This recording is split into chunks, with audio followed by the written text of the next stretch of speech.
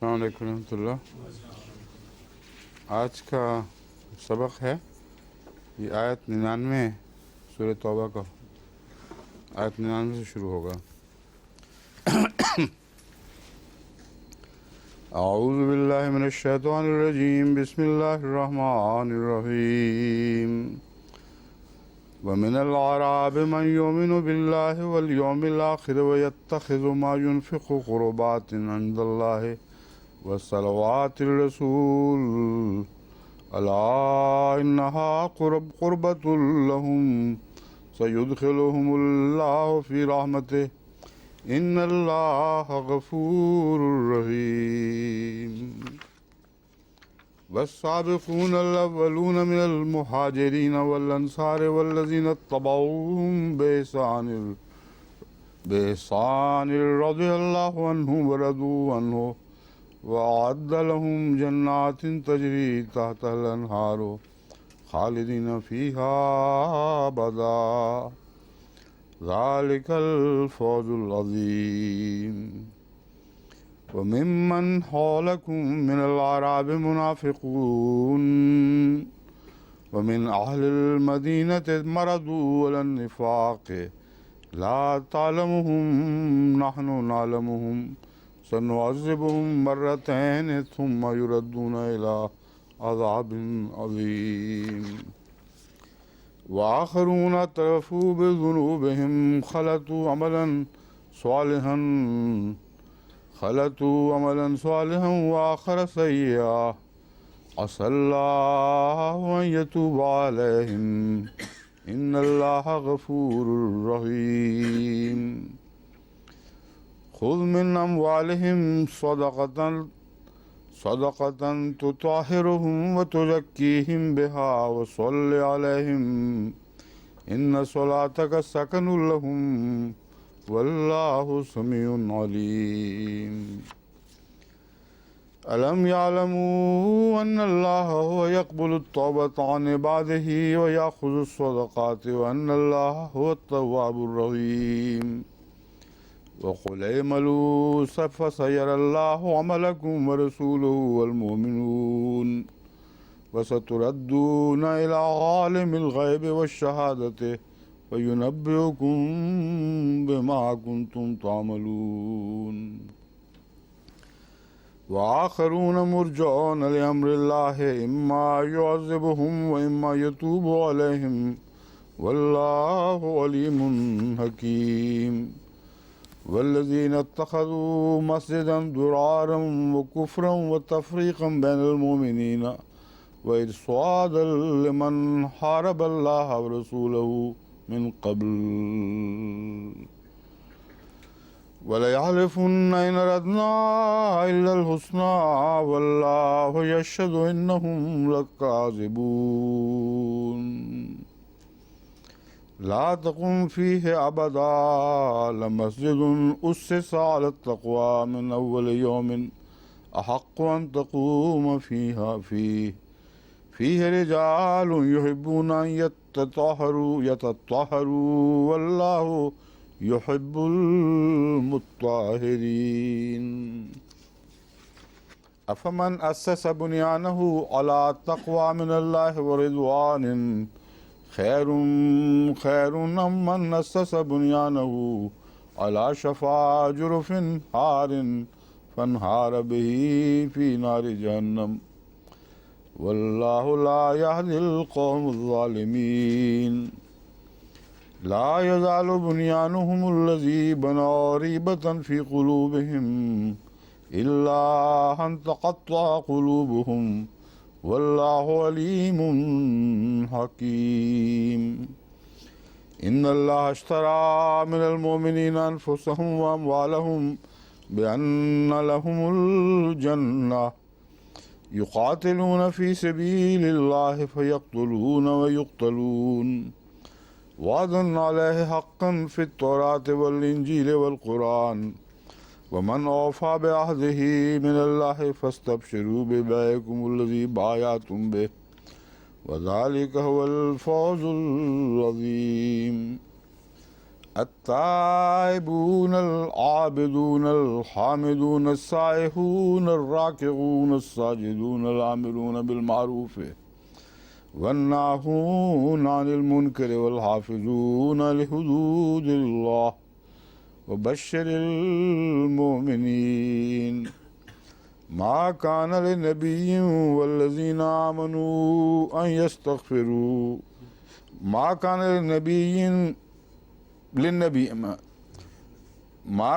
للنبي والذين آمنوا أن يستغفروا للمشركين ولو كانوا أولي قربى من بعد ما تبين لهم أنهم أصحاب الجحيم وما كان استغفار إبراهيم لأبيه إلا عن موعظة وعدها إياه فلما تبين له أنه عدو لله تبرأ منه إن إبراهيم لأواه حليم وما كان الله ليضل قوما بعد إذ هداهم حتى يبين لهم ما يتقون إن الله بكل شيء عليم إن الله له ملك السماوات والأرض يحيي ويميت وما لكم من دون الله من ولي ولا نصير لقد تاب الله على النبي والمهاجرين والأنصار الذين اتبعوه في ساعة العسرة من بعد ما كاد يزيغ قلوب فريق منهم ثم تاب عليهم إنه بهم رؤوف رحيم وعلى الثلاثة الذين خلفوا حتى إذا ضاقت عليهم الأرض بما رحبت وضاقت عليهم أنفسهم وظنوا أن لا ملجأ من الله إلا إليه ثم تاب عليهم ليتوبوا إن الله هو التواب الرحيم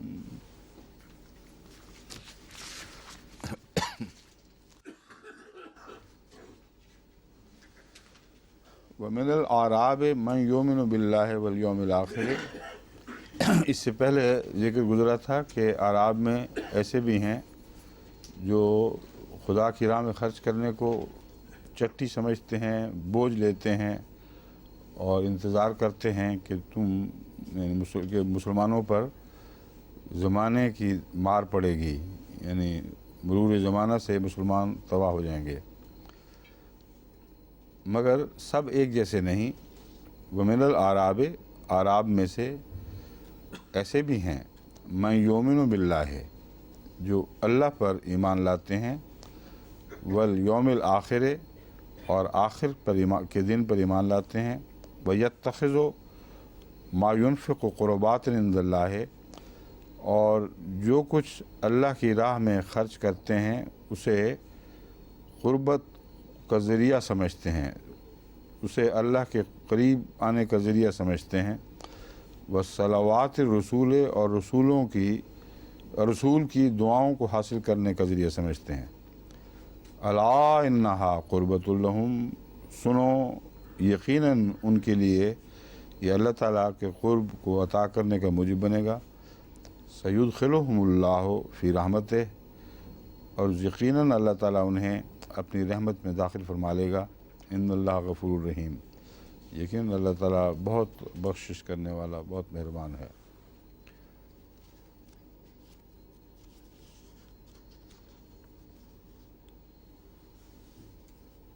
یہ جو پہلے گزرے تھے منافقین کا ذکر گزرا تھا، جو بہت چٹی سمجھنے والے، ان کے مقابل پر قرآن کریم ہمیشہ کے دستور کے مطابق استثناء بھی بیان فرماتا ہے۔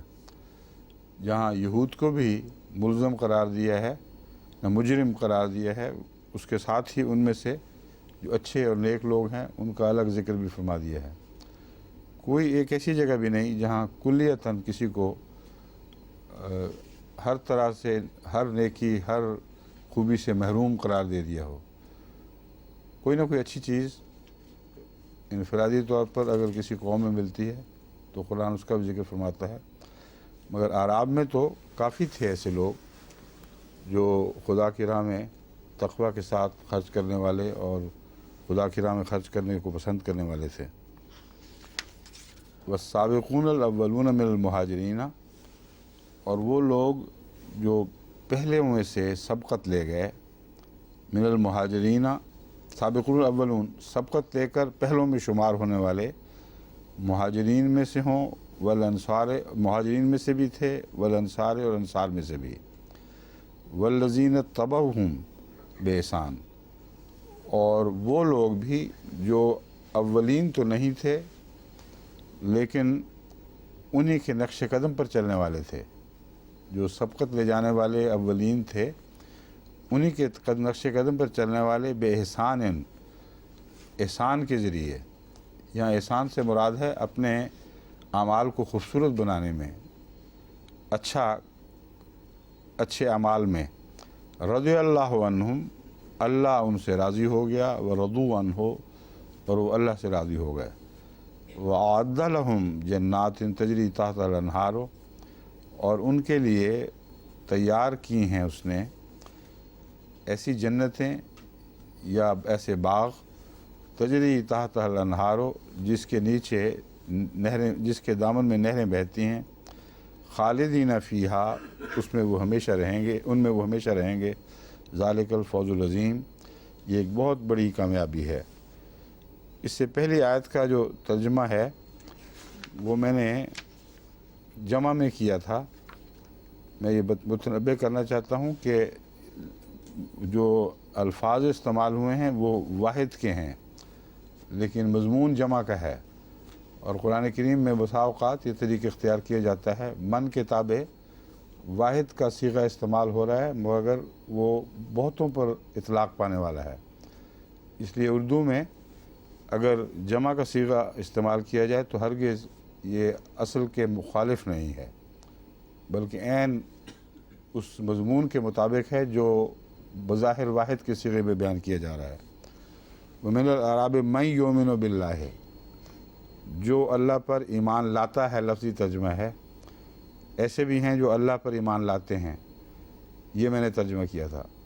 اگر لفظاً واحد کے ساتھ چمٹا رہنا ہو، صیغہ واحد کو ہی بیان کرنا ہو تو پھر یوں بیان کرنا ہوگا کہ وہ من العراب، عراب میں سے ایسا بھی ہے جو اللہ پر ایمان لاتا ہے، یعنی کئی ایک ایسے ہیں مراد ہے۔ تو اس کو میں نے اس لیے دوبارہ کیا ہے کہ آپ کو پتہ لگ جائے کہ ہر جگہ واحد کا صیغہ استعمال ہوا ہے، وَيَتَّخِذُ مَا يُنْفِقُ، پھر ہے الا ان، مگر جہاں آخر میں نتیجہ نکالا ہے وہاں دیکھ لیں، الا انہا قربۃ لہم، مراد ایک قوم ہے، ایک سے زائد افراد ہیں، اس لیے فرمایا ایسے سب لوگوں کے لیے اللہ تعالیٰ کی قربت کی خوشخبری ہے۔ اب بیچ میں ایک استثناء بیان فرما دیا، بڑے اچھے اچھے لوگ بھی ہیں ان میں، پھر ان منافقوں کی طرف دوبارہ مضمون لوٹتا ہے۔ وَمِمَّنْ حَوْلَكُمْ مِنَ الْأَعْرَابِ مُنَافِقُونَ، اور ارد گرد جو تمہارے بدوی لوگ آباد ہیں ان میں منافقین بھی ہیں۔ وَمَنْ حَوْلَكُمْ نہیں ہے، وَمِمَّنْ حَوْلَكُمْ، جو تمہارے ارد گرد عرابی بستے ہیں ان میں سے منافقین بھی ہیں۔ وَمِنْ أَهْلِ الْمَدِينَةِ، اسی طرح اہل مدینہ میں بھی منافق ہیں۔ مَرَدُوا عَلَى النِّفَاقِ، وہ نفاق پر جم گئے ہیں، اب ان کے اندر کوئی کسی پاک تبدیلی کی امید نہیں رہی۔ لا تعلمہم، تو ان کو نہیں جانتا، نحن نعلمہم، ہم ان کو جانتے ہیں۔ بہت سی آیات میں حضرت صلی اللہ علیہ وآلہ وسلم کے متعلق یہ ذکر ملتا ہے کہ منافقین کو، شریروں کو ان کی علامتوں سے پہچانتے تھے، مگر کچھ ایسے لوگ بھی ہوتے ہیں جو سامنے نہیں آتے، اور بعض منافقین جان کے چہرے چھپائے پھرتے ہیں، بس یہاں وہ لوگ مراد ہیں۔ کچھ بدوی بھی سامنے نہیں آئے ہوں گے، کچھ اندر بیٹھے بھی چھپتے پھرتے ہوں گے، ہم نے دیکھا ہے بعض دفعہ منافقین عملاً اس دور میں بھی، حضرت خلیفۃ المسیح ثانی کے دور میں بھی، حضرت خلیفۃ المسیح ثالث کے دور میں بھی کئی منافق تھے جو خاص طور پر اپنا چہرہ چھپاتے تھے خلیفہ وقت سے. اور ایک دفعہ حضرت خلیفۃ المسیح ثالث نے بھی غالباً ذکر کیا تھا، جو آئے تو ایک آدمی نے یوں کر کے گویا نقاب اوڑھتا ہے، یوں کر کے بھاگ گیا. تو جب پتہ کیا کون تھا تو وہ بعد میں پتہ چلا وہ ہے جس نے ایک سندھ کے کسی علاقے میں باقاعدہ منافقت کا بڑا مضبوط اڈا بنایا تھا، پھر وہ ننگا ہو گیا، پھر وہ ظاہر ہو گیا. اور بھی ایک دو اس قسم کی باتیں مجھے یاد ہیں جن سے پتہ چلتا ہے کہ منافقین کی یہ رگیں وہی ہیں بالکل جو پہلے زمانے میں تھیں. تو وہ منافقین مراد ہیں یہاں جو آن حضرت صلی اللہ علیہ وآلہ وسلم سے چہرے چھپاتے پھرتے تھے تاکہ آپ کو پتہ ہی نہ چلے. اور وہ ان کا چہرہ چھپانا بھی ان کے کسی کام نہیں آیا، کیونکہ اللہ تعالیٰ فرما رہا ہے ہم ان کو جانتے ہیں، ہماری پکڑ سے بچ نہیں سکیں گے. سنعذبہم مرتین، ایسے لوگوں کو ہم دوہرا عذاب دیں گے. یہاں پیشگوئی ہے ایک اس فتنہ منافقین کی جو رسول اللہ صلی اللہ علیہ وسلم کے وصال کے بعد ظاہر ہوا ہے. وہ عرب کے ماحول سے اٹھا تھا اور اس کا نام فتنہ ارتداد ہے، مگر در حقیقت وہ کئی قسم کے فتنوں کا ملا جلا ایک ملغوبہ تھا، اور دراصل بغاوت تھی ایک، اور محض نفاق کی وجہ سے کسی کو سزا دینے کی کوئی سنت نہیں ہے. حضرت ابو بکر صدیق پر رضی اللہ تعالیٰ عنہ یہ لوگ الزام لگاتے ہیں کہ آپ نے نفاق کے خلاف جہاد کی ہے، منافقوں کو سزا دی ہے جو مرتد بھی تھے. اللہ تعالیٰ نے آن حضرت صلی اللہ علیہ وآلہ وسلم کے حوالے سے جن لوگوں کا ذکر کیا ہے ان کو منافق بھی فرمایا ہے، مرتد بھی فرمایا ہے، کافر بھی فرمایا ہے، اور رسول اللہ صلی اللہ علیہ وسلم نے ان کے خلاف کوئی اقدام نہیں کیا. اس لیے حضرت ابو بکر کے متعلق تہمت ہے یہ کہ ان وجوہات پر جن پر آن حضرت صلی اللہ علیہ وآلہ وسلم کی زیادہ قوی نظر تھی، جن کو خود اللہ تعالیٰ نے بتایا تھا، وہ اقدام کریں جو رسول اللہ صلی اللہ علیہ وآلہ وسلم نے نہیں فرمائے. بس وہ جو ان کے خلاف فوج کشی ہوئی ہے وہ بغاوت کے خلاف ہوئی ہے. جہاں جہاں بغاوت ہوئی ہے وہاں فوج کشی ہوئی ہے، اور اس بات کا قطعی ثبوت کہ نفاق کی بات نہیں تھی یہ ملتا ہے کہ حضرت ابو بکر صدیق رضی اللہ تعالیٰ عنہ نے فرمایا جس گاؤں سے اگرچہ وہ باغی ہو چکے ہیں تم اذان کی آواز سن لو، ان پر حملہ نہیں کرنا. اب منافقوں کے لیے کتنا آسان تھا کہ اذان دے کر بچ جاتے، مرتدین بھی دھوکہ دے سکتے تھے، مگر اس اصول پر حضرت ابو بکر صدیق رضی اللہ تعالیٰ عنہ قائم رہے کہ جو منہ سے کہے گا ہم اس کو مان لیں گے. اور سزا بغاوت کی ہے، اور جب اذان کی آواز آتی ہے تو معلوم ہوتا ہے کہ وہ اب اپنے ہتھیار پھینک چکے ہیں، وہ مسلمانوں کے ساتھ ہونے کا اقرار کر رہے ہیں. تو ہرگز کہیں بھی نفاق کی سزا نہیں تھی. نفاق کی سزا خدا نے اپنے ہاتھ میں لے رکھی ہے، لیکن چونکہ ان کا نفاق خدا نے اس وقت بغاوت کی صورت میں کھول دیا، اس طرح ان کو عذاب دیا گیا.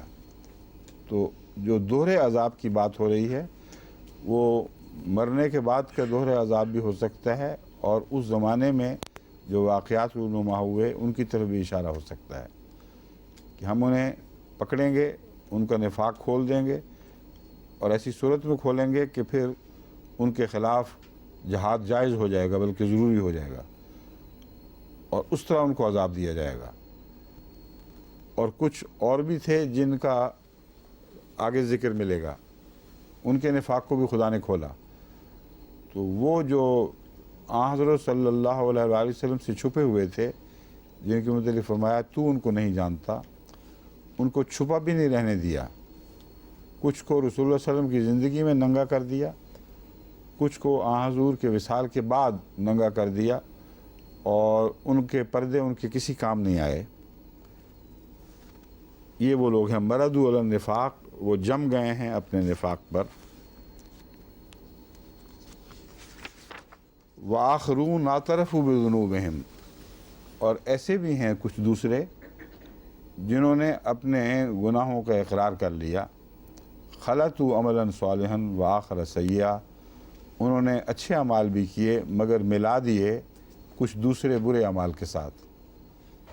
خلطوا ملا جلا دیے، عملا صالحا نیک عمل، وآخرہ اور کچھ دوسرے سیئا جو برے تھے. عسى اللہ ان یتوب علیہم، بعید نہیں کہ اللہ تعالیٰ ان کی توبہ قبول فرما لے. یتوب علیہم، ان پر توبہ قبول کرتے ہوئے جھکے. ان اللہ غفور الرحیم، یقیناً اللہ تعالیٰ بہت بخشنے والا اور بار بار رحم فرمانے والا ہے. تو یہ فتنہ جب زیر کر لیا گیا، ان کو سرکوبی کر لی گئی، تو اس وقت بہت سے لوگ تھے جنہوں نے توبہ کی ہے سچی، اور ان کے اوپر سے یہ تہمت اٹھا دی گئی کہ چونکہ وہ مجبور ہو کر زیر نگیں ہوئے ہیں اس لیے ان کے دین کا اعتبار کوئی نہیں. ان کے متعلق اللہ تعالیٰ یہ شک دور فرما رہا ہے کہ ان منافقین میں سے کچھ ایسے بھی ہیں جنہوں نے یہ کیا. اور دوسرا، اس کا اطلاق غیر منافقین پر بھی ہو سکتا ہے اس آیت کا.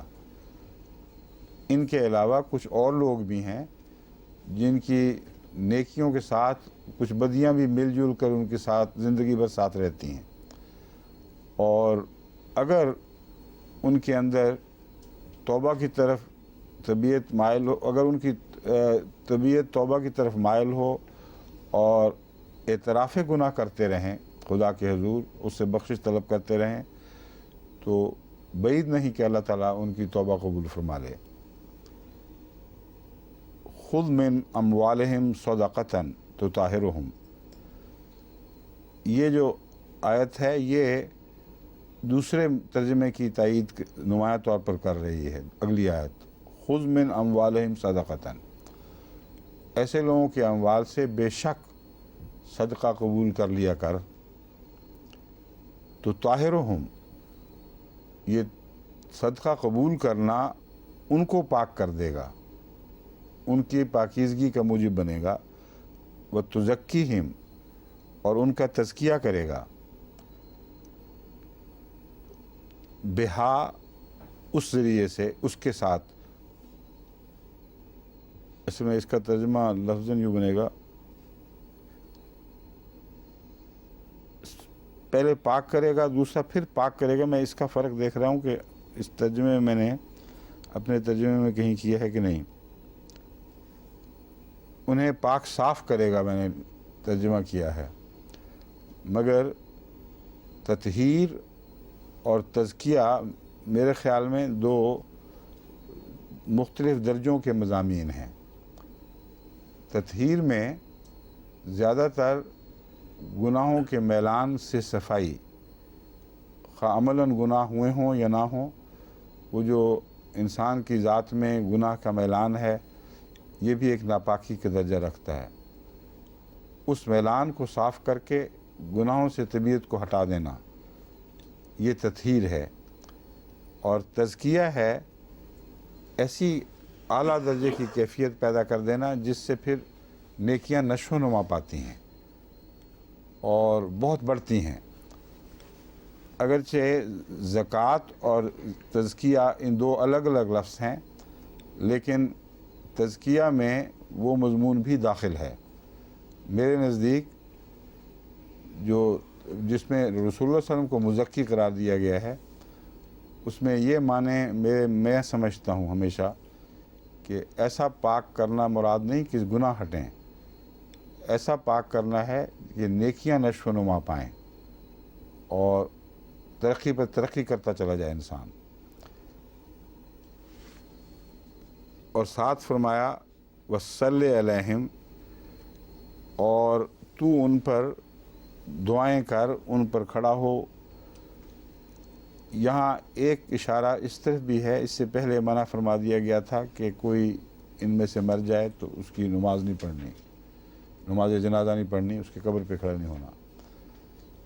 تو یہاں اجازت ہے ان لوگوں کے متعلق جو کچھ منافقت کا رنگ رکھتے تھے. اس لیے میں نے اس آیت کو دونوں معنوں میں آپ کے سامنے رکھا ہے. منافقین کے ذکر میں منافقت کا رنگ یہ بھی تو ہوتا ہے کہ بدیاں بھی ہیں اور نیکیاں بھی ہیں، ایک قسم کا نفاق موجود ہے. ان لوگوں کو ان دوسروں سے الگ کر دیا گیا ہے، اور یہ فرمایا گیا ہے کہ جن کا نفاق ان پر غالب نہ آئے، جن کے متعلق یہ نہ کہا جا سکے کہ مردو علی النفاق ہے، نفاق پر ضد کر کے بیٹھ رہے ہیں، ان کی نماز جائز ہے. ان پر بے شک ان کے لیے دعا بھی کر اور ان کی نماز بھی پڑھ، نماز جنازہ بھی ہو سکتی ہے مراد. ان الصلاۃ کا، ہاں وہی ہے، ان الصلاۃ کا سکن لہم، تیری دعائیں اور تیرا ان پہ جنازہ کی نماز پڑھنا ان کے لیے سکینت کا موجب ہوگا. واللہ سمیع علیم، اور اللہ تعالیٰ بہت سننے والا اور بہت جاننے والا ہے. الم یعلموا ان اللہ ہوا یقبل التوبۃ عن عبادہ، کیا وہ نہیں جانتے کہ یقیناً اللہ تعالیٰ وہی ہے جو اپنے بندوں کی توبہ قبول فرماتا ہے. وہ یاخذ الصدقات، اور صدقات قبول فرماتا ہے.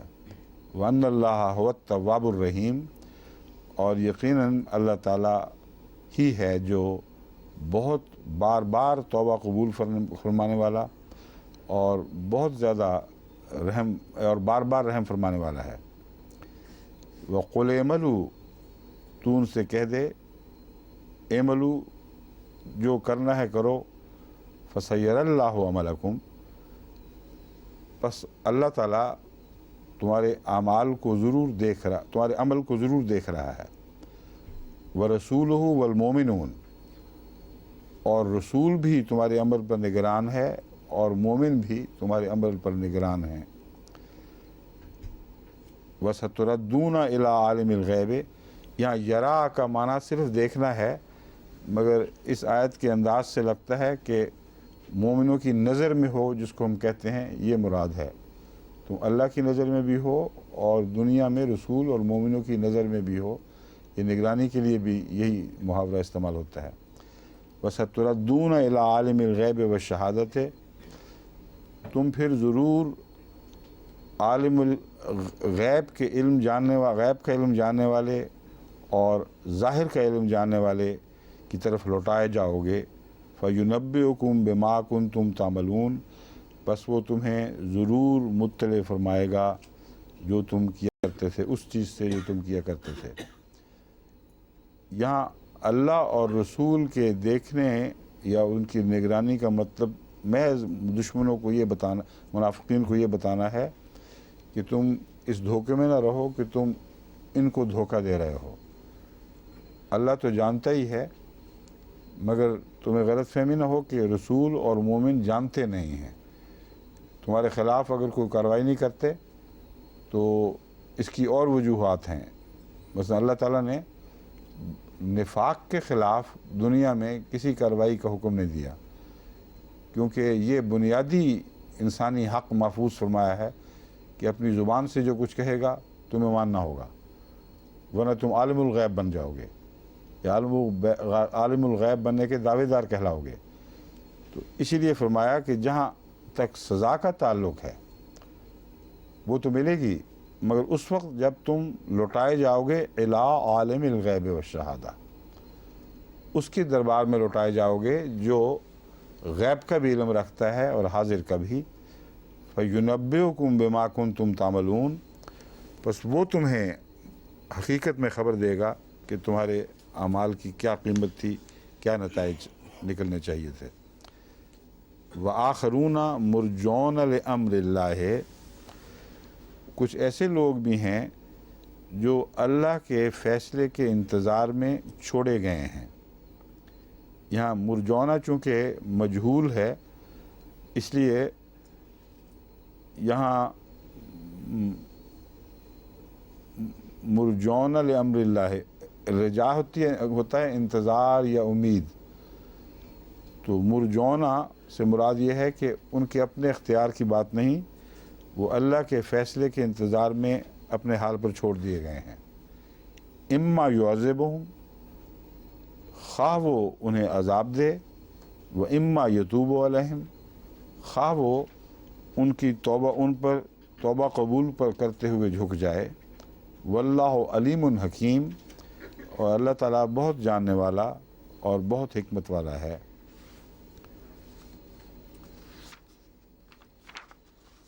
بعض لوگوں سے بعض غلطیاں سرزد ہوئی تھیں اور آگے ان کا معین ذکر بھی آئے گا، وہ بھی مراد ہو سکتے ہیں، اور بالعموم ہے دراصل یہ ایک عام قانون، جاری قانون ہے کہ بعض لوگوں کو اللہ تعالیٰ اس دنیا میں ایسے حال میں چھوڑ دیتا ہے کہ بالآخر ان کا نیک انجام ہوتا ہے، اور اس وجہ سے بھی انسان کو حق نہیں کہ اپنے علم پر کسی کے اقرار اور اعتراف کے خلاف فیصلہ دے، جانتا بھی ہو کہ منافقت کر رہا ہے تب بھی اس کو یہ حق نہیں دیا گیا، کیونکہ انہی لوگوں میں کچھ ایسے بھی ہوں گے جو توبہ کی طرف مائل ہو جائیں گے اور اللہ تعالیٰ ان کو جو مہلت دے گا اس سے وہ فائدہ اٹھا لیں گے۔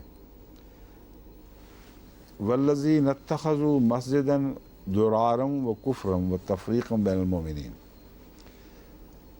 وہ لوگ جنہوں نے بنائی یا پکڑ لی مسجداً ضراراً، ایک ایسی مسجد تعمیر کی یا بنا لی یا اپنے لیے بنا بیٹھے، ضراراً و کفراً، جو تکلیف اعزار رسانی کی خاطر تھی، و کفراً، اور کفر کو پھیلانے کی خاطر تھی، و تفریقاً بین المومنین، اور مومنوں میں تفرقہ ڈالنے کی خاطر بنائی گئی تھی، و ارصادا لمن حارب اللہ، اور گھات کے طور پر ان لوگوں کے لیے، یعنی وہاں وہ گھاتیں لگا کر بیٹھیں اور چھپ کر کمین گاہیں بنا لیں، اس مسجد کو کمین گاہ بنا لیں۔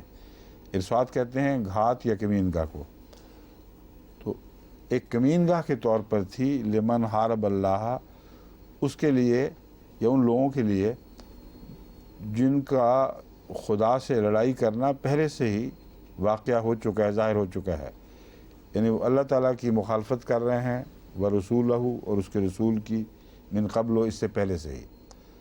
تو کچھ لوگ ہیں جو پہلے سے ہی ان شرارتوں میں ملوث ہیں، ان کو ایک کمین گاہ مہیا کی گئی ہے جہاں چھپ کر وہ مخفی سازشیں کرتے رہیں۔ اب یہ بھی ظاہر ہے، بہت ہی کھلی بات ہے کہ اللہ تعالیٰ فرماتا ہے پہلے سے ہی حارب اللہ و رسولہ، اللہ اور رسول سے جنگ کر رہے ہیں۔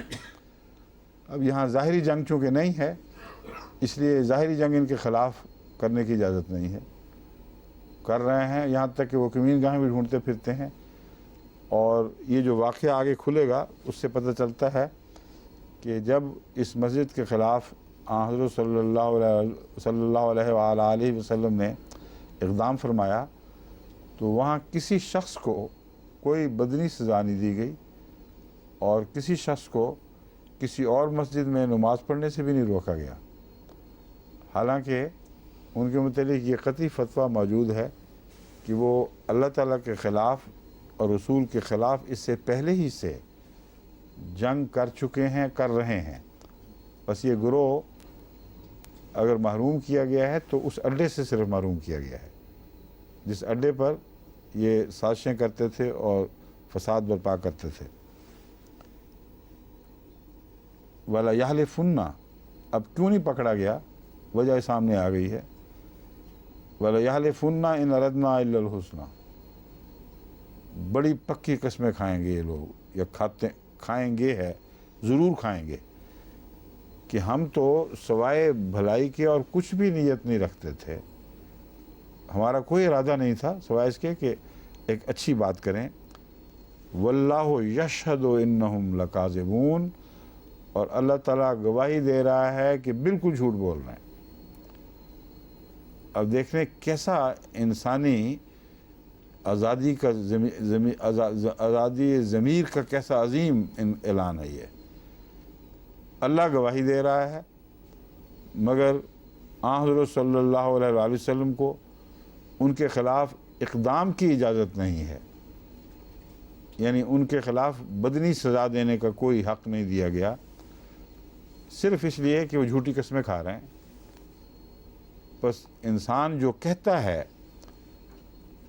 دوسرا انسان اس وجہ سے اس کو رد کر کے سزا نہیں دے سکتا کہ ہمیں یقین ہے کہ تمہارے دل میں یہ بات نہیں ہے۔ جو انسانی شہادت کا نظام ہے اس میں قطعی شہادت کسی کے جرم کی ملے تو پھر سزا دی جا سکتی ہے۔ اس کے قول کے خلاف اپنے علم کو ترجیح دے کر کو فوقیت دے کر یہ کہنا کہ میرا علم ہے کہ تمہارے دل میں جھوٹ ہے اس لیے تمہاری زبان کو رد کرتا ہوں، اس کا کوئی حق قرآن نہیں دیتا۔ اس وقت بھی نہیں دیتا جب اللہ خود اس کی زبان کی بات کو جھٹلا رہا ہے۔ وہ حلف اٹھاتا ہے اللہ کا کہ میں سچا ہوں، میری یہ نیت نہیں تھی۔ اللہ اس کے حلف کا توڑ کہتا ہے گواہ مجھے بناتا ہے تو میں گواہی دے رہا ہوں، بالکل جھوٹ بول رہا ہے۔ الٹ گواہی دے دی خدا تعالیٰ نے۔ پھر بھی اس اقدام کی اجازت نہیں جو آج کل کے مولوی نفاق کے نام پر انسان کے خلاف کرنا چاہتے ہیں، جبکہ حقیقت یہ ہے کہ جن کے خلاف اقدام کرنا چاہتے ہیں وہ مومن ہیں اور یہ منافق ہیں، اور ان کا نفاق اسی سے ہی بہت ثابت ہے کہ جب بھی بات کرتے جھوٹ بولتے ہیں، وعدے کرتے ہیں، وعدہ خلافیاں کرتے ہیں، امانتیں کھا جاتے ہیں ایک دوسرے کی۔ تو 3 علامتیں جو رسول اللہ صلی اللہ علیہ وسلم نے منافقین کی بیان فرمائی ہیں وہ پوری ان کے اندر پائی جاتی ہیں۔ تو قرآن تو ان کو کوئی بھی عذر نہیں دیتا، ذرہ بھی ان کی تائید نہیں فرماتا، جو بھی ان کا مسلک ہے قرآن کریم کے خلاف ہے۔ واللہ یشہد انہم لکاذبون، ہاں اللہ یہ گواہی دیتا ہے کہ یہ جھوٹ بول رہے ہیں، یہ جھوٹے لوگ ہیں۔ لا تقم فیہ ابدا، نتیجہ یہ نکالا کہ اس مسجد میں کبھی بھی کھڑا نہ ہو۔ لمسجد اسس علی التقوی، یقیناً وہ مسجد جس کی بنا تقوی پر رکھی گئی ہے، من اول یومن، پہلے دن ہی سے، احق ان تقوم فیہ، زیادہ حقدار ہے اس بات کی کہ تو اس میں نماز قائم کر، یعنی کھڑا ہو۔ لفظ ہے کھڑا ہو مراد ہے نماز پڑھ۔ فیہ رجال، اس میں ایسے خدا کے مرد بندے ہیں، یحبون ان یتطہروا، بہت چاہتے ہیں کہ وہ پاک ہو جائیں۔ واللہ یحب المطہرین، اور اللہ تعالیٰ پاک ہونے والوں سے بہت محبت فرماتا ہے۔ اب آپ دیکھیں یہاں جو حکم تھا وہ صرف اتنا تھا، اس میں تو کبھی کھڑا نہ ہو۔ یہ ابتداء کے زمانے کی بات ہے اسلام کے، اسلام کے نہیں، ہجرت کے۔ اس وقت آن حضرت صلی اللہ علیہ وآلہ وسلم نے جو پہلی مسجد تعمیر فرمائی تھی وہ مرکزی مسجد تھی، اور ایک چھوٹی سی اور مسجد مسلمانوں نے مدینے کے قریب بھی بنائی ہوئی تھی، جو غریبانہ سی مسجد تھی جو ان کے کام آتی تھی۔ اس پر یہ تیسری مسجد جو بنی ہے یہ اس کا ذکر چل رہا ہے، جسے مسجد زرار کے نام سے لوگ یاد کرتے ہیں۔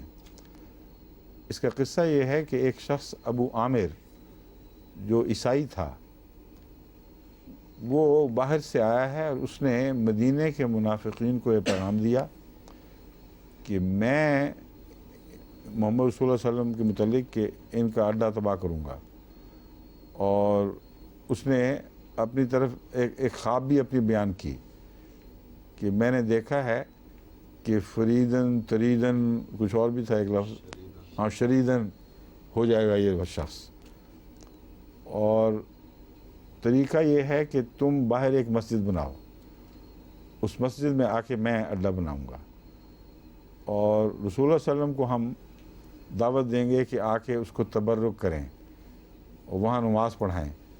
جب ایک دفعہ وہاں نماز پڑھا دی تو پھر کثرت سے لوگ وہاں آ کر نمازیں پڑھیں گے، اور ہمیں موقع مل جائے گا اسلام کے خلاف سازش کا، اور پھر میں ایران کی حکومت سے ساز باز کر کے ان کو ان پر چڑھا لاؤں گا۔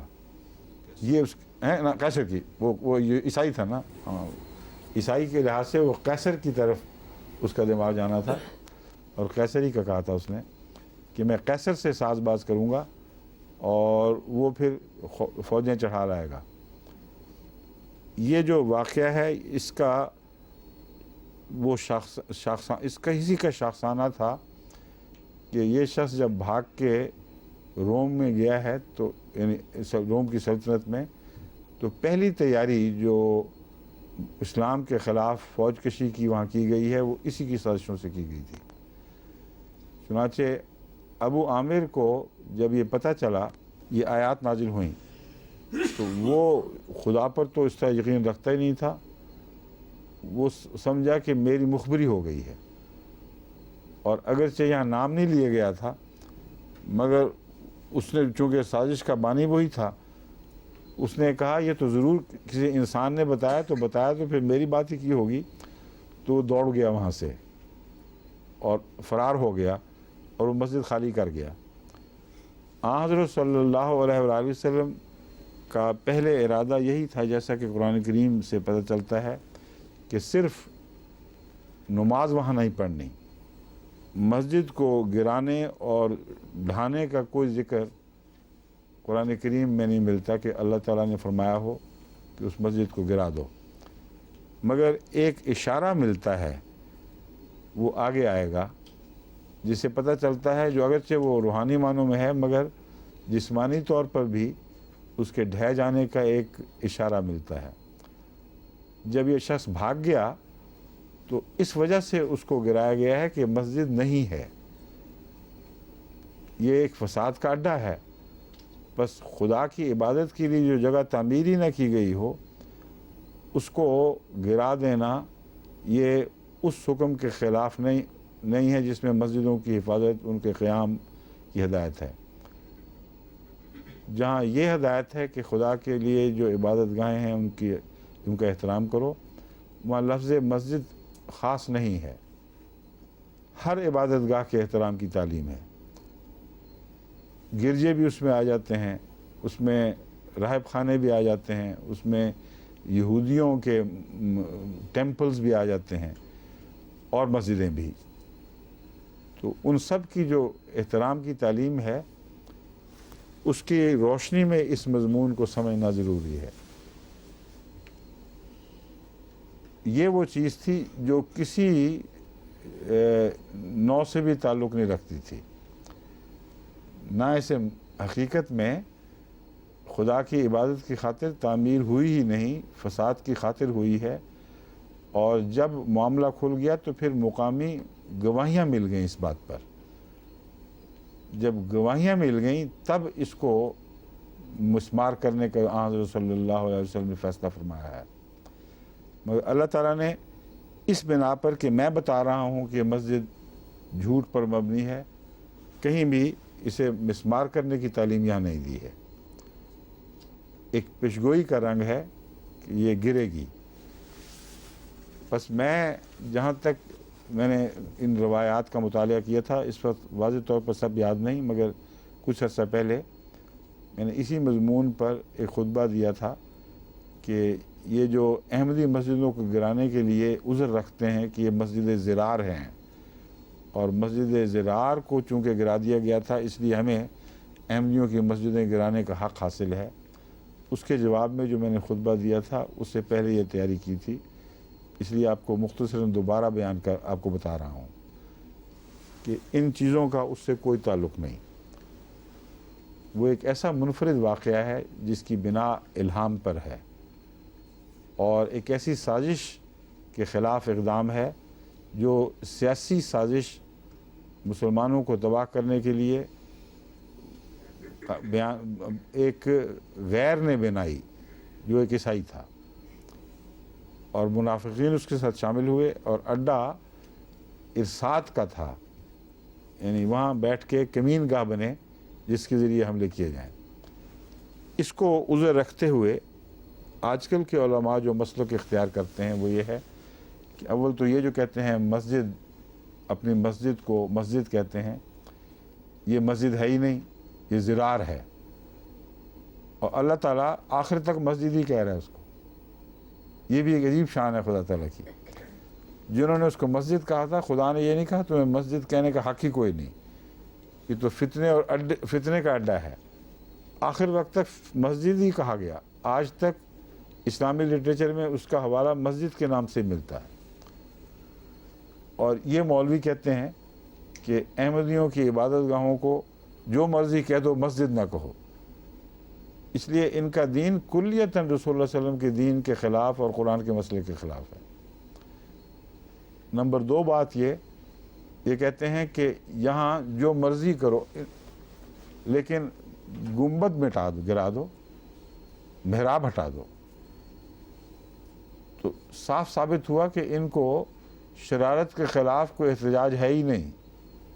ان کے دل جانتے ہیں کہ شرارت نہیں ہے۔ یہ خدا بننے کی بدبختی جو ان کو نصیب ہو گئی ہے، یہ اس کا مظہر ہے۔ یہ کہتے ہیں ہم جو تم پر حکم چلاتے ہیں تمہیں ماننا ہوگا۔ یہ مانو گے تو پھر ان جگہوں میں جو چوکٹا سے ایک چوکور سی عمارت ہو، جس کا نہ محراب ہو نہ اس پہ گنبد ہو، اس میں جو مرضی کرتے پھر ہم دخل نہیں دیں گے۔ تو ان کا قطعی جھوٹ ثابت ہو گیا کہ ہماری مساجد کو مساجد زرار نہیں سمجھتے، جانتے ہیں کہ یہاں فتنہ فساد کوئی نہیں ہے، جانتے ہیں کہ عبادت کی جاتی ہے۔ اس لیے دشمنی عبادت سے ہے، دشمنی مسجد کے نام سے ہے۔ اور اس واقعہ میں نہ عبادت سے دشمنی کا شائبہ تک ملتا ہے، نہ مسجد کے نام سے جو غیر نے نام رکھا ہو اس سے کوئی دشمنی کا کوئی نشان ملتا ہے۔ پھر جن لوگوں کو محروم کیا گیا، یہاں مٹا دی گئی مسجد، ان میں سے ایک کو بھی مسلمانوں کی مسجد میں عبادت کرنے سے نہیں روکا گیا۔ منافق کہا گیا، اللہ نے ان کے جھوٹ پر گواہی دے دی، مگر ایک بھی ایسا شخص نہیں جس کو کہا گیا ہو کہ اب تمہاری تو یہ مسجد تھی نا، یہ تو مٹ گئی، اب خبردار ہے جو ہماری مسجدوں میں آ کے تم نے نماز پڑھی۔ کچھ نہیں۔ نہ کسی کے گھر پہ چھاپے مار کے دیکھا گیا کہ نماز تو نہیں پڑھ رہا کہیں، نہ کوئی ایسی پولیس کی ٹولی بھیجی گئی اس زمانے میں کہ دیکھو کہ اندر کی بسم اللہ تو نہیں لکھی ہوئی۔ تو یہ بدبخت دشمن ہیں خدا کے نام کے، مساجد کے دشمن ہیں، عبادت کے دشمن ہیں، اور مسجد زرار سے ان کو کوئی بھی تقویت نہیں ملتی۔ اس مضمون کا اس مضمون سے کوئی بھی تعلق نہیں۔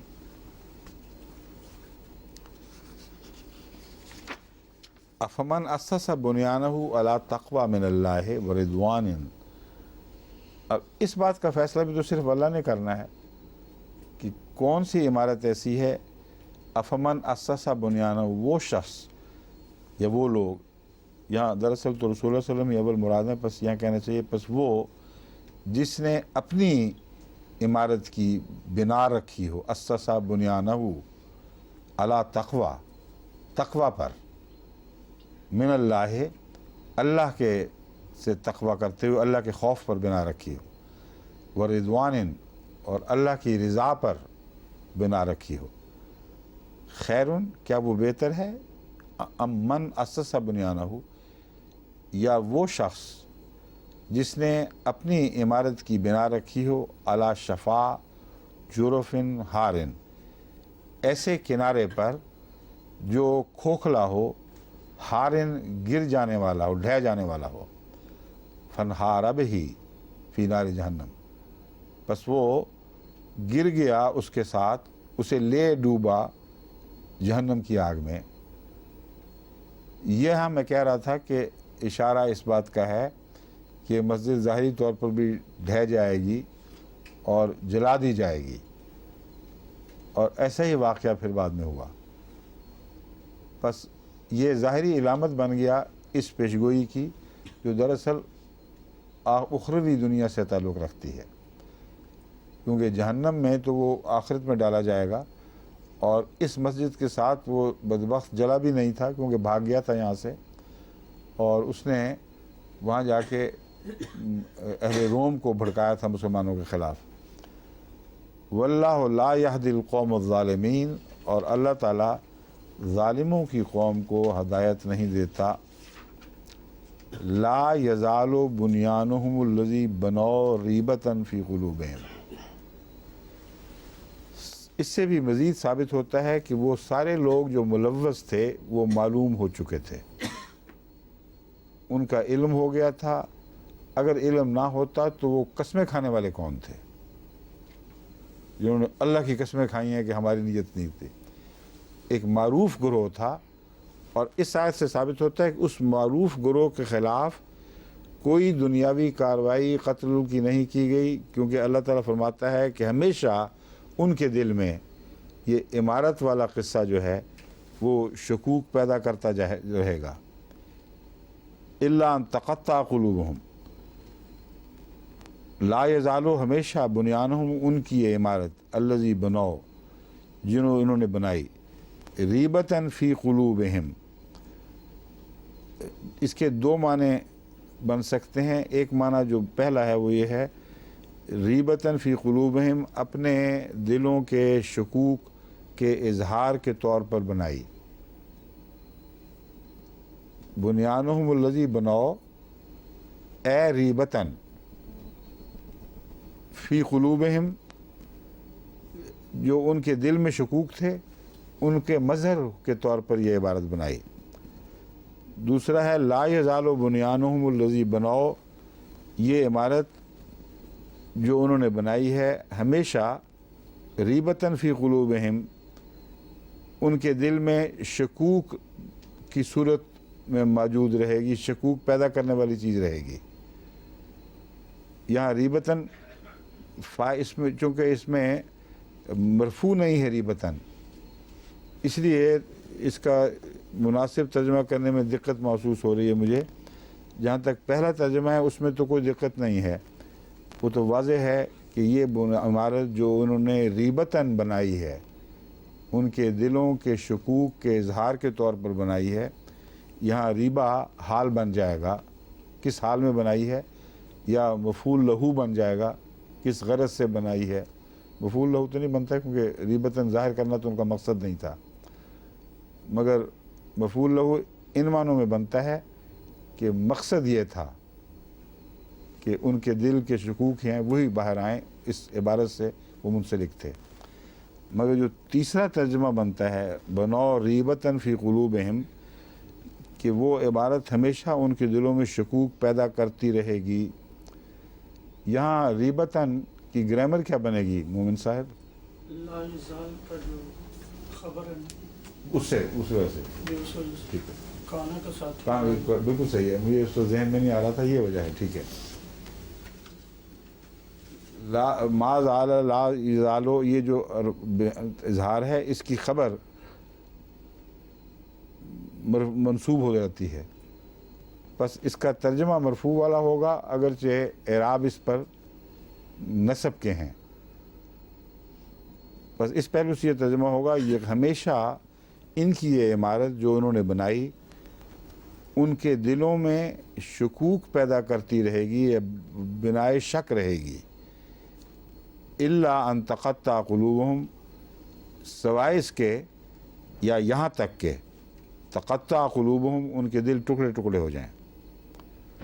یہاں الا کا بھی دوہرا معنی ہے، الا ان تقطع قلوبہم، یہ ہمیشہ ایسا رہے گا، یہاں تک کہ الا کا معنی بھی بنتا ہے کہ وہ دل ٹکڑے ٹکڑے ہو جائیں اس شک کی وجہ سے۔ یہ زہر جو ان کے دلوں میں گھلتا رہے گا یہ دلوں کو پارا پارا کر دے گا۔ دوسرا ہے سوائے اس کے کہ ان کے دلوں کو یہ توفیق مل جائے کہ وہ اس دائمی عذاب کے نتیجے میں توبہ کی طرف مائل ہوں، یا خدا کے خوف سے ٹکڑے ٹکڑے ہو جائیں۔ اس وقت تک، جب تک ان کے دل خشیت سے ٹکڑے ٹکڑے نہ ہو جائیں، اس وقت تک یہ ہمیشہ ان کے دلوں میں شکوک گھولتی رہے گی۔ واللہ علیم حکیم، اور اللہ تعالیٰ بہت جاننے والا ہے۔ ان اللہ اشترى من المؤمنین انفسهم واموالهم بان لهم الجنہ، اللہ تعالیٰ نے یقیناً خرید لیے ہیں مومنوں کے انفس، یعنی ان کی جانیں، واموالہم، اور ان کے اموال، بان لهم الجنہ، کہ یقیناً اس کے بدلے، تاکہ یقیناً اس کے بدلے انہیں جنت عطا ہو۔ بس انہوں نے اپنے اعمال، اپنی جانیں دے کر اور اپنے اموال دے کر خدا تعالیٰ سے جنت کا سودا کر لیا ہے. یقاتلون فی سبیل اللہ، وہ اللہ کی راہ میں قتال کرتے ہیں. فیقتلون و یقتلون، وہ قتل بھی کرتے ہیں اور قتل کیے بھی جاتے ہیں. وعدن علیہ حقا فی التورات، اللہ پر یہ وعدہ ہے حقا فی التورات والانجیل والقرآن، جو لازماً پورا ہونے والا وعدہ ہے. تورات میں بھی ہے، انجیل میں بھی ہے اور قرآن میں بھی. وہ وعدہ سے کیا مراد ہے؟ بأن لہم الجنہ. جو وعدہ کا ذکر ہے یہ وہ پہلے گزر چکا ہے. خدا جو فرماتا ہے کہ اس کا سودا ہو گیا ان کا، یعنی جان اور اموال کے بدلے انہوں نے جنت کا سودا کر لیا ہے. یہ سودا اللہ پر فرض ہو گیا ہے، اس نے وعدہ فرمایا ہے اور لازماً یہ وعدہ حق ثابت ہوگا. اسی وعدے کا ذکر تورات میں بھی ملتا ہے، انجیل میں بھی اور قرآن میں بھی. ومن اوفا بعہدہ من اللہ، پس خدا کے علاوہ ان لوگوں نے بھی تو ایک وعدہ کیا ہے جنہوں نے اپنی جانیں بیچیں اور اپنے اموال بیچے. پس جو بھی اپنے عہد کو پورا کرے، خدا نے تو بہرحال پورا کرنا ہے اپنا عہد، مگر کن کی حق میں پورا کرے گا؟ ومن اوفا بعہدہ من اللہ، جو بھی ان میں سے اس وعدے کو پورا کرے جو اس نے اللہ سے کیا ہے. فاستبشروا ببیعکم الذی بایعتم، پس وہ تم سب جو اس شرط کو پورا کرنے والے ہو خوش ہو جاؤ اس سودے پر جس کا جو تم نے کیا ہے. بایعتم بہی، یعنی یہ بیع جو کی ہے اللہ تعالیٰ سے، اس بیع کا عہد جو خدا تعالیٰ سے باندھا ہے، اگر تم اپنے حصے کو پورا کرو گے تو خوش ہو جاؤ کہ یہ بہت ہی اچھا سودا ہے. وَذَلِكَ هُوَ الْفَوْزُ الْعَظِيمُ، اور یہی ہے بہت بڑی کامیابی.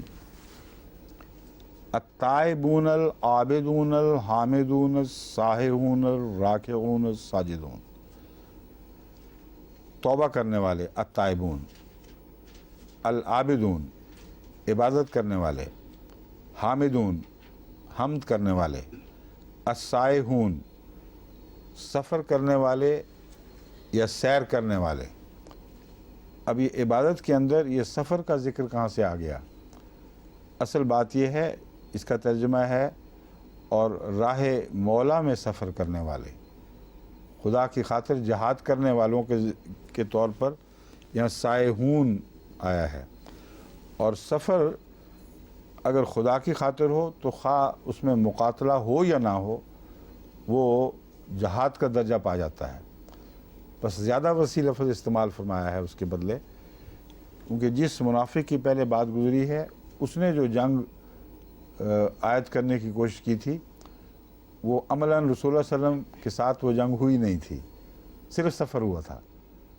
تو اس کے قرب میں یہاں لفظ سائحون رکھنا ایک بہت ہی پیارا انداز ہے اللہ تعالیٰ کی رحمت کو وسعت دینے کا، کہ اگرچہ یہ لڑے نہیں تھے مگر خدا کے نزدیک یہی وہ لوگ ہیں جو حقیقت میں جہاد کے مجاہد کہلانے کے مستحق ہیں، اور ان پر بھی خدا تعالیٰ کی اسی طرح رحمت ہوگی جیسے واقعتاً عملاً جہاد کرنے والوں کی ہو، جہاد کرنے والوں پر ہوگی. عملاً جہاد تو یہ بھی ہے، مگر مراد ہے کہ لڑائی نہ بھی ہو، سفر خدا کی خاطر ہو تو وہ جہاد اور قتال ہی کے دائرے میں شمار کیا جائے گا. السائحون الراکعون الساجدون، رکوع کرنے والے، سجدے کرنے والے. الآمرون بالمعروف، اچھی باتوں کا حکم دینے والے. والناہون عن المنکر، اور بری باتوں سے روکنے والے. والحافظون لحدود اللہ، اور اللہ کی حدود کی حفاظت کرنے والے. وبشر المومنین، اور مومنوں کو خوشخبری دے دے. یہاں اس کا جواب نہیں آیا کہ یہ کیا ہوگا ان کے ساتھ.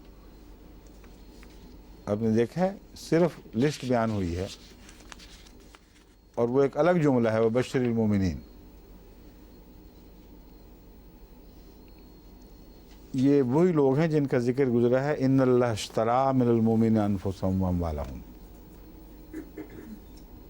ان کے متعلق فرمایا ہے کہ وہ ان کا وہ مبارک ہیں، ان کی بیع قبول ہوگی اگر وہ اپنے وعدوں پر سچا اتریں۔ یہ جو فرمایا تھا کہ ومن اوفا بعہدہ، کہ جو اپنے عہد پر پورا اترے گا اس کو خوشخبری ہے، یہ اسی آیت کا نتیجہ ہے جو پہلے بیان کیا جا چکا ہے، خوشخبری۔ اور وہ کیسے عہد پر پورا اترے گا، یہ اس کی پہچان ہے۔ جنہوں نے اپنی جانیں بیچ دیں، اپنے اموال بیچ دیے، جب یہ فرمایا کہ جو اپنے عہد پر پورا اترے گا اس کے لیے خوشخبری ہے، تو یہ ان کی لسٹ بیان ہو رہی ہے۔ یہ لوگ کیسے پہچانے جائیں گے؟ یہ توبہ بھی کرتے رہیں گے، عبادت بھی کرتے رہیں گے، حمد و ثنا بھی کرتے رہیں گے، خدا کی راہ میں سفر کرتے رہیں گے، رکوع کریں گے، سجدے کریں گے، اچھی باتوں کو حکم دیں گے، بری باتوں سے روکیں گے، اور خدا نے جو حدود مقرر کی ہیں ان کی حفاظت فرمائیں گے۔ یہ وہ لوگ ہیں جن سے خدا لازماً عہد پورا کرے گا، بِأَنَّ لَهُمُ الْجَنَّةَ، وَبَشِّرِ الْمُؤْمِنِينَ، اور مومنوں کو خوشخبری دے دے۔ کیوں جی؟ حضور، یہ جو ومن اوفا بعہدہ ہے، اس کا یہ ترجمہ بھی ہو سکتا ہے کہ سوالیہ رنگ میں کہ اللہ سے بڑھ کر کون اپنے عہد بعض کرتے ہیں، ہاں، اس میں کوئی شک نہیں، کیونکہ بعض مترجمین نے اس کا یہی ترجمہ کیا ہے ومن اوفا، اور میں نے اس سے ہٹ کر کیا ہے، اور بعضوں نے مجھ سے اختلاف بھی کیا اس بات میں۔ اچھا کیا آپ نے بات کھول دی۔ اس اختلاف کے باوجود میں نے اس کو رکھا ہے سوائے اس کے کہ عربی قواعد اس کے منافی ہوں۔ من اللہ کا لفظ سے شبہ پڑتا ہے جو آپ نے بیان کیا ہے، یہ اس کی تائید میں جاتا ہے۔